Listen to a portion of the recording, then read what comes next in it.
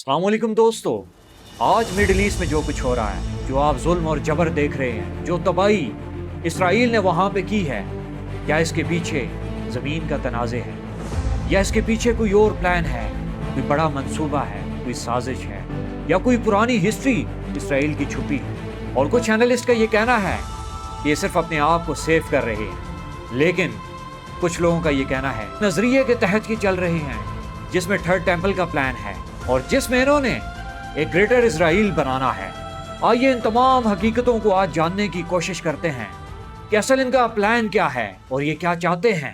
दोस्तों, इसराइल की जो कहानी है ये 1948 से नहीं बल्कि हजारों साल पुरानी है और इनकी हिस्ट्री का स्टार्ट होता है हजरत इब्राहीम अलैहिस्सलाम से, जिनके दो बेटे थे। एक का नाम इस्माइल था और दूसरे का नाम इसहाक। और हजरत इसहाक अलैहिस्सलाम के बेटे हैं याकूब, जिनका लक़ब था इसराइल यानी अल्लाह का बंदा।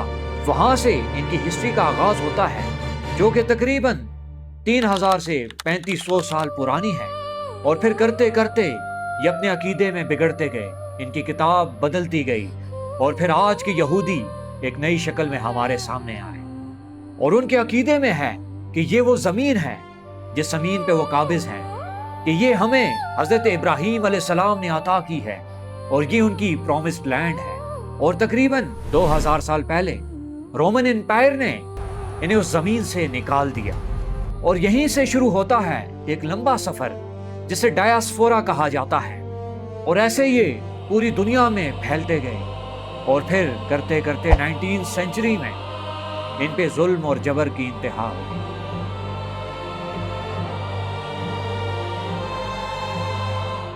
और इस टाइम पे इनके दरमियान एक आइडिया पैदा होता है, एक ऐसा मंसूबा जिसे ज़ायोनिज़्म कहते हैं, जिसमें एक नया मुल्क बनाने का ख्वाब ये सामने लाते हैं कि हमें एक अपना अलग स्टेट चाहिए, एक टेरिटरी चाहिए। और फिर 1917 में एक बेलफोर डिक्लेरेशन होती है जिसमें ये ब्रिटिश कहता है कि हम आपको पैलेस्टाइन में होमलैंड देंगे। और फिर 1917 में बेलफोर डिक्लेरेशन में जर्मनी ये ज़ायोनिस्ट से मुआहिदा करता है कि वो उनको पैलेस्टाइन में एक नेशनल होमलैंड देंगे, लेकिन शर्त यह है कि वहाँ के फ़लस्तीनियों को वो ना मारेंगे और ना उनके घरों से जुदा करेंगे। और फिर इसी असना में होती है वर्ल्ड वॉर 2 जिसमें यहूदियों को मारा जाता है और फिर तकरीबन 60 लाख यहूदी मारे जाते हैं और उनको मारने वाला हिटलर है जो उनकी खोपड़ियों के मीनार लगा देता है। अब इस तमाम जुल्म सितम के बाद यहूदी बेयारो मददगार हो जाते हैं और अपने लिए रिहाइशगाह तलाश करते हैं और छुपते फिरते हैं। कोई जंगलों में पनाह ले रहे हैं और कोई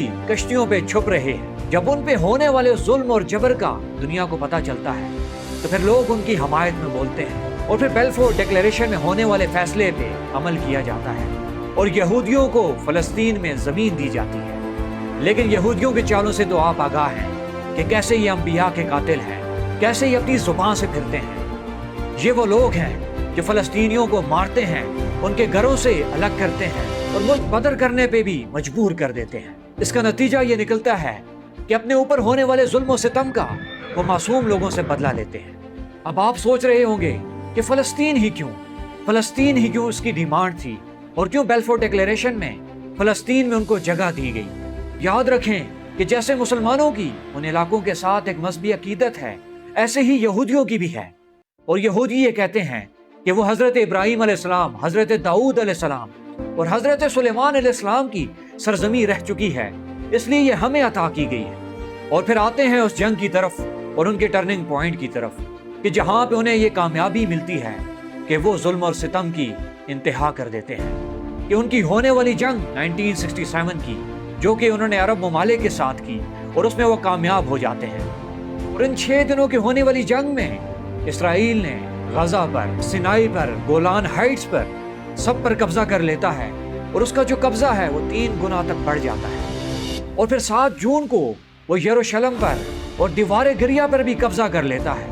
अब आप इनकी साजिशों से आगाह हो रहे होंगे कि कैसे साजिशी लोग हैं ये और किस कदर खतरनाक हैं। और जो 10 लाख फलस्तीनी लोग जो कि वेस्ट बैंक के पास रहते थे, अब वो इसराइल के कब्जे में आ चुके हैं। तो आप जान गए हैं कि क्या ये सिर्फ ज़मीन का मामला है या धीरे धीरे ये एक्सपेंशन जा रहे हैं, कब्जे करते जा रहे हैं। उन इलाकों पर जिन के साथ इनकी मजहबी अकीदत है। तो अब आप जान गए होंगे कि कैसे इसराइल ने आहिस्ता आहिस्ता जमीन पे कब्जा किया और कैसे मुसलमानों पर जुल्म और जबर किया।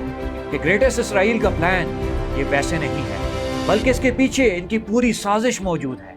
और आज जो जंगें हो रही हैं ये इसी प्लान का पार्ट है जो कि इसराइल का है। अब एक बात ज़हन में आती है कि ग्रेटेस्ट इसराइल में कौन कौन से शहर शामिल हैं। तो याद रखें, इनकी किताब में ये लिखा है कि नील से लेकर फुरात तक जितनी भी ज़मीन है ये तुम्हें अता कर दी गई है। अब नील से फुरात तक अगर आप ज़मीन का मुआयना करें तो उसमें आता है इसराइल, ईरान, जॉर्डन, सीरिया और इराक का मगरबी हिस्सा इसमें शामिल है। और इनका प्लान है इन तमाम पे काबिज आने का।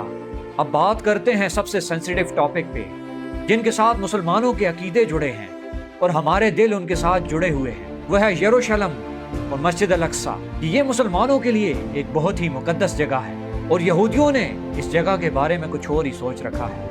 वो यहाँ पे थर्ड टेम्पल बनाना चाहते हैं और उनका ये कॉन्सेप्ट है कि इससे पहले यहाँ पे 2 टेम्पल्स मौजूद थे जिन्हें तबाह किया गया।